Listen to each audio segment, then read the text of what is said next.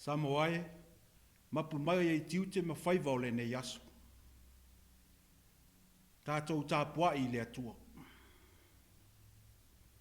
O le nei, ua tau ami o tunuina i tātou i le whātuatua. O lea ua tātou le lei ai ma le atua. Ona lo tātou alii o Iesu Keriso. O le tatalo le nganga pa ia, tātou wifo ma tatalo i le atua. Le atua mamanae lo mātou tamae e whāpapau.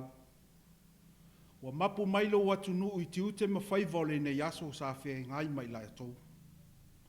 A ua mātou wāla au. A whio mai e ala le mana lo nganga pa ia. E taito uloa ina le mātou Tapuaiga a whaia nei. Mai ua tuai mea umai le whaasilisilina o lo lava vi inga. Ono Iesu wala tuai le mātou nei te talo. Amene. Tātou pepese i le pese se lau maleiva. Se lau maleiva le pese tātou te pepese ai.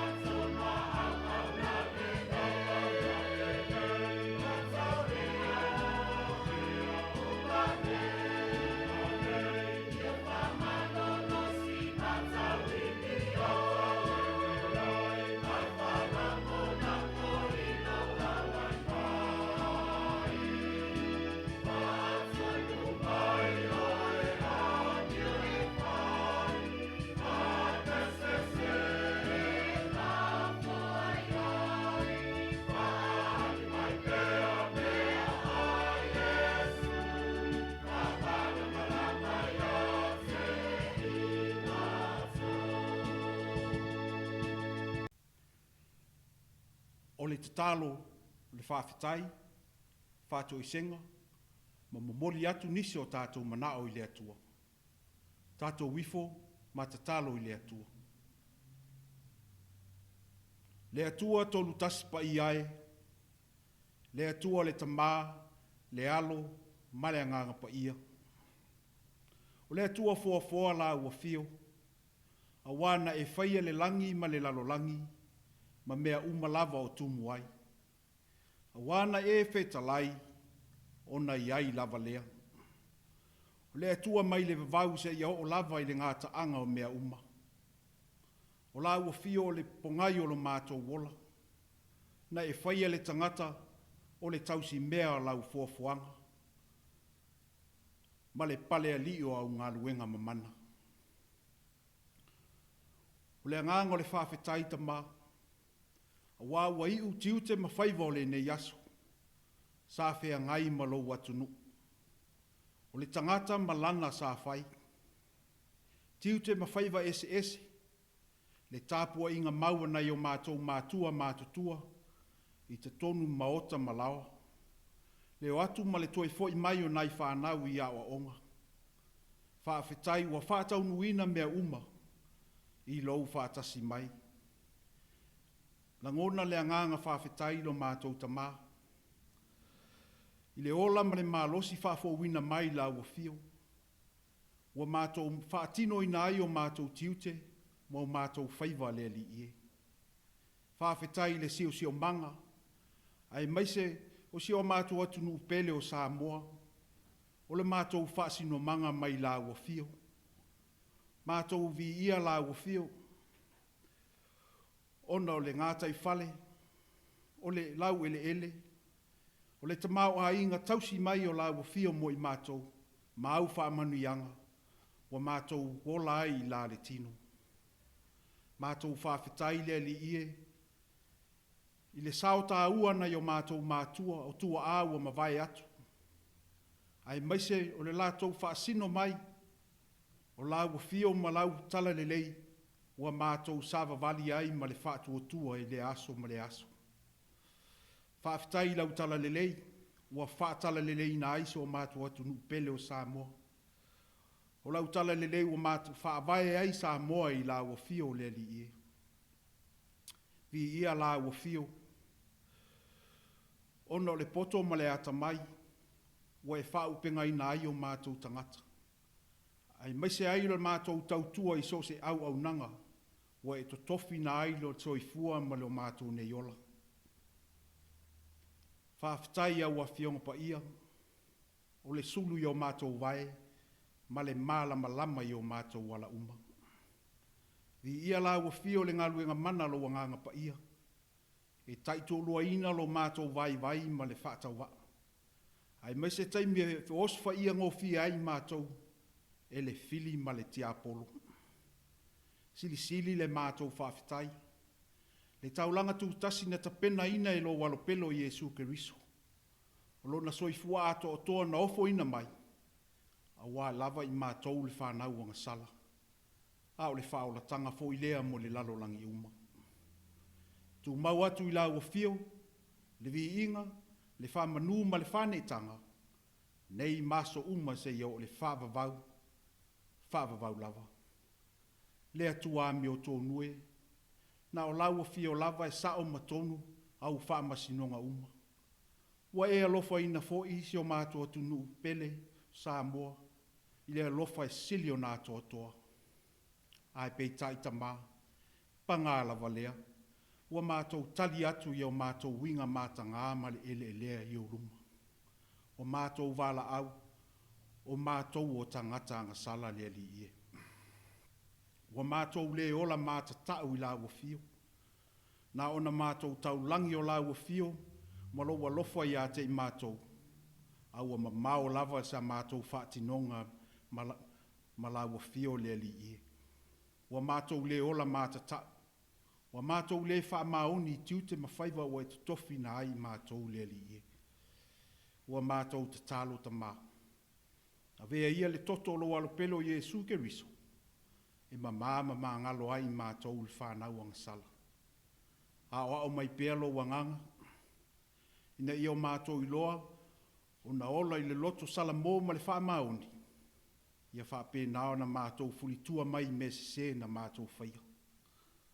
Lea tua o manuia. O na o lau fio lava i malia ai o mātou manao i mele lei uma. O mātou te talo i au whaamnianga i lunga si o mātou atu nu pele o Samoa.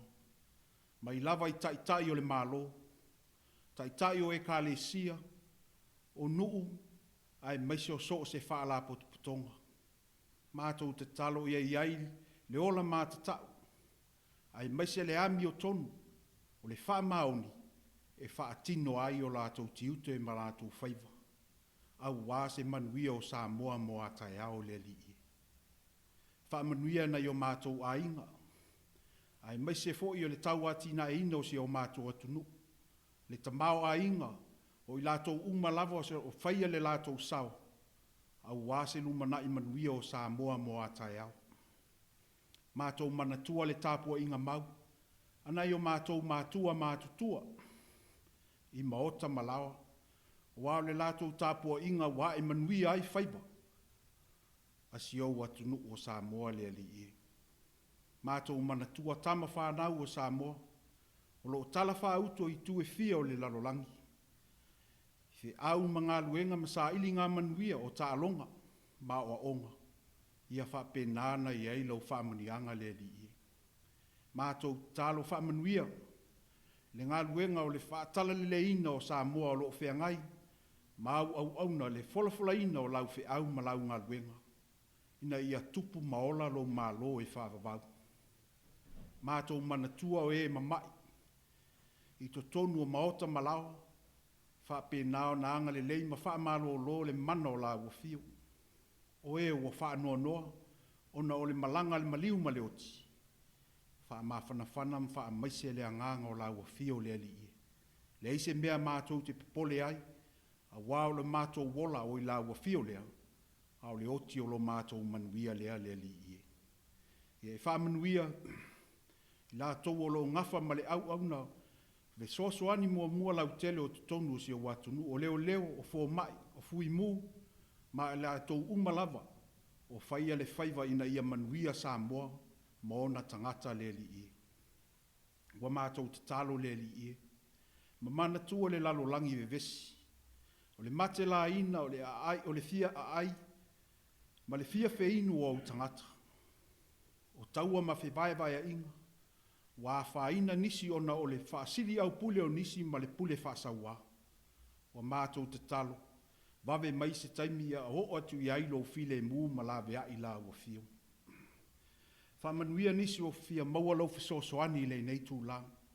Anga le lei ma la vea i la o fio. Wa mātou te talo ta mā. A mātou whalongolongo i lau finangalo whetalai mai mo i mātou. La unga lau a fio e ala i lau au na whatau wa. Ta tala fo i le mātou whalongo. Po le alo whetalai mai mo i mātou. A mātou te talo ia le ali ie. Whaatasi ei ma talo lilo i tono le loto le tangata lava ia. Mātou te ofo i nātu.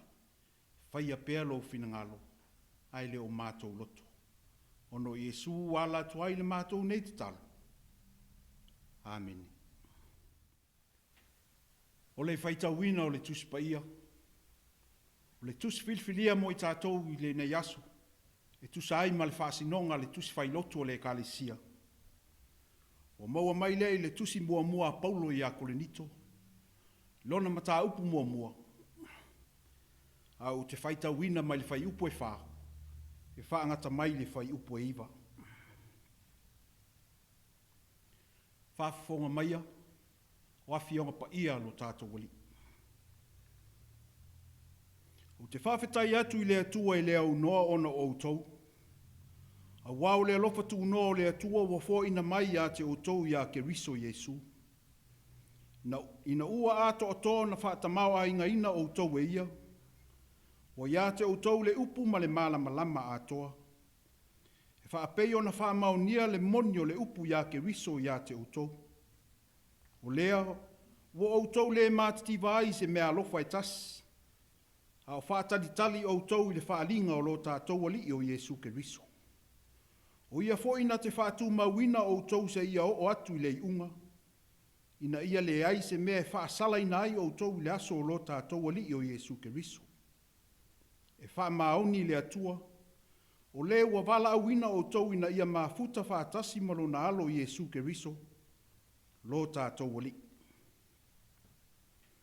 Ia whamanuia mai le atua le tātou whaitau ma whaalongolongo ia nā whiong pa ia.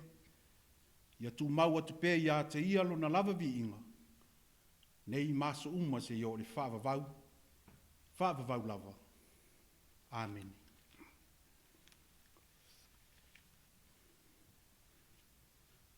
O le launga I le soafa mamalu o le atua le tamā, le alo, ma le anganga pa ia. Amene. Ua filifilia le fai upo iwa, o le mata upu mua o le lua itusi a Paulo ia Korinito. E au iai nai mawhauwhaunga. O te toi fai tauina.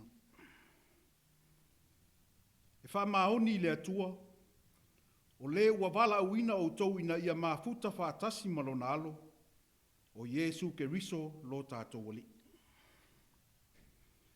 O le manatu au tua e tusai ma le whasinonga le tusi whai tau waso. Wala auina I le mafutanga. Wala auina I le mafutanga. O mafutanga whale ainga, whale nuu, whale malo, o le ekale sia, o ngā luenga matalonga. Ma so se sa iete o tangata soifua. Ua mafuta ma ngā lulua mo se wha moe, ia le lei ma tau nuu manuia. E mao popo ina ua au tasi langona, ma manatu malo la tau whaatua tuanga. E fia tuli loa ina le mafutanga whale ekalesia, po au lotu. Fai mai le tusi fisilia le matau Sicilia tamaiti. O le ekalesia, o le sosa ieto I latou umai le lalolangi, ua lolofa ia Yesu, matali tonu ia te ia. Ua latou fiso tai ma Yesu, ua latou fiso tai fo I le tasi, I le fealofani, ma le felangolango mai. O le avea ai matangata ua fia au ai le tutino le ekalesia. E fai au aonga le au saili. Ma e matai tu foi e le fai au, le tama po le teine. I lana a mio, ma le au ai atu I sauninga fai tele. A fai wa sila fia le au auna le atua, wa tatau mo na meo na vea I latou masui a wai o le kalesia. O na fao fia leo I latou, I le sauninga o le whamantunga. O le sauninga pa ia, ua vea ai latou matangata ua wha e kalesia ina. E talia ai le waina ma le aretu. O wha ilonga o le tino Yesu sa mo momo ilunga o le sa tauro. Malona toto sa malingi ifo mo I tātou. Ioe, o le mafutanga le nā o le whanau o le atua. O I lātou wa wala auina ma sa ili fisosoani ia ke riso Yesu. Ma lana mi o tonu. O le ola mafuta e mau ai le oli le loto. Wha le atua. O le nau ta inga lea ma le wha mua le apostolo Paulo. I le mafutanga le auso ke risano I Korinito. Ia susulu pēr le malama o ke riso. Malona alofa tu noa I o lato wolanga. Lea lava I manino le mo le mau o Paulo. I le fai upu sa fai ma tātou matua. E wha maoni le atua. O le ua wala auina outou. Ina ia mafuta whaatasi malona alo Yesu ke riso. Lo tātou wali. O le ekalesia I Korinito. Na whaatuina le apostolo le tau wha I ungo lana malanga Faamisionare lo na lua. O I sa whailoa I ai ma le rungali I utaia. O a kula mpi sila. A to ai ma sila ma Timoteo. O lo wha mauina ili mata upa sfulvadu. I le tusi a ngā luenga le wa apostolo. O I la tau ia sa fesosoani ma losi ia Paulo. E fola atu le tala le lei ia ke riso. O Korinito. O se aita ua tele o le malo e leni. O se nuu sa toa tele tangata maisi atu nu. E o atu ma wha mautu ai. Sa whai fo I ma o ngā totono wha fitaua inga I nao na po. Na lau I loa fo I wafu e lua. E fe sota I ai fe malanga inga tangata fo lau ma wha fitaua inga. Mai roma ngā isi sifo. A toa male atu a sia I titi. A ngā isi sai. O lona winga. Wa lolofi mai tangata nei ma au mai ala tau tū maanga I whanua I to tonu o Korinito. O le mea lau o tupu. Wa tele ai ma le mau whaafita uli wa to tongo ai. Wa whaina ai le nofo whealo whani o le loto I whale o le kalesia. Ai le ngata I lea. O lātou tāpua inga matali tonunga ese. Ua pisi ai ma lātou langona. O wa lātou talia ina le ke riso na toi tū manu mālo mai me le oti. Peitai, o le iai o Paulo i Fiso lana malanga Faamisionare lona tolu. Ua maua mai le whaalinga mai le tū a inga o sā kelo e. Ua fe vai ai le kalesia. Ua fe fuli tū ai. O misa ma masa inga. Ua fai fo i vaenga. Ua muli isi a sā apolo. O sā ke wha. Ato ai ma isi mafutanga. Wha pau. E le fesili ngia le tūlanga na ua o iai le tā ape ma le masu sofo le kalesia i Korinito. Awa ua manatu wha apito lava le tangata i ona langona. O le wha vai. Ma le o ese atu mai le li o le mafutanga ke riso. Ai le se ta ngai ane i lona vala awina. Fai mai le fesili a Paulo. Paua vai ina ea ke riso. O le ala leo le tusi atu o Paulo i a Korinito. E toi fafangu ma whamanatu i aile ke riso ma lona alofa tu noa. Ma le manuia mai le atua le tamā. O le au ngani a Paulo i le whai upo se fulu o lo tā uai. Le au soe. O te ai o iatu ia te outou li suafo a lo tātou ali o Jesu ke riso. Ina ia tasi la o tou upu. Umalawa. Ina ne iai ni mase inga ia te outou. A ia maopopo lava i le loto i tasi. Ma le manatu i tasi. O le sini lea ma le wha moe o Paulo mo le au kerisiano i Korinito. Ia fusia i le whealofani. Ma le whelango mai. Ia ola mafuta i le loto i tasi. Ma wha maoni lo lātou ola wala uina. Ia ola whapa ia ina. Ma ia tu mua pēr le ke riso i o lātou mafau. O le mana ma le poto mai le atua lea.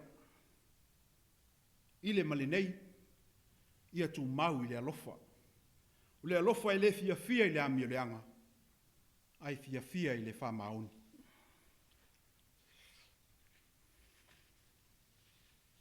Samoa e ma lau whafonga anga i le nei Afiafi. O se wha manatu fo i leo le tala le lei mo i tātou. Po wha pewhea mai ea lo tātou wola wala awina i mafutanga. Ma so o se au nanga o tātou tautuai. O le whai o le fina ngalo le atua. I lo tātou wala awina i so se ala. E leo le wha mawalunga. Ini mea se tele o tātou whaia i so tātou poto, ma lo tātou malos. Au le loto mawalalo, e tau tino ai lo tātou ola ngasala, ma le whaatau waa i luma o le atua. O le mea moni lava i so tātou watunu, ua tele fe vai ai, ma le feitanga, o le ekale sia o le malo, o a inga, o lava i so se mafutanga, ua iai maseinga. O le ola tusi lima, ma le tua ia le leanga i lisi o usu atua oi. Ai le se iwa ai fo lava oi a te oi, po waufo, po whaatino ina le ami o tonu. Pe le ua tātou vai ina e le tino ke riso, ma lona alofa tūnoa. Ina ua le ai se nofu fe alofani, ma le fuli fe tua. Ina ue manatu lava oi so le lei. Ai fatu o tua nai le uso o lo fia maua le sosoani. Manatu le launga. Ia mamau nei langona ma whaafotu ata mai. Ina nei whaasala ina ai tātou le aso lo tātou wali o Jesu Keriso. O la Paulo ia Korinito. O le nei, a whai o ia Keriso se tasi. O le tangata fau ia. Ua mawae le ola tuai, whaauta, ua o mai le ola fau. O Jesu Keriso lava ia, o le alofa tū no o le atua le tamā. Sa maliu mato e tū man malo mai le oti ma le tunga mau. Ina ia o tātou maua le ola, ma maua atili ai lava. Tu maua tupea i le atua le vi inga, nei maso umma e whaavavau lava. Amen. Tātou pese atu I le atua, I le pese se lau 5 malfitu. Se lau 5 malfitu, pese tātou te pese ai.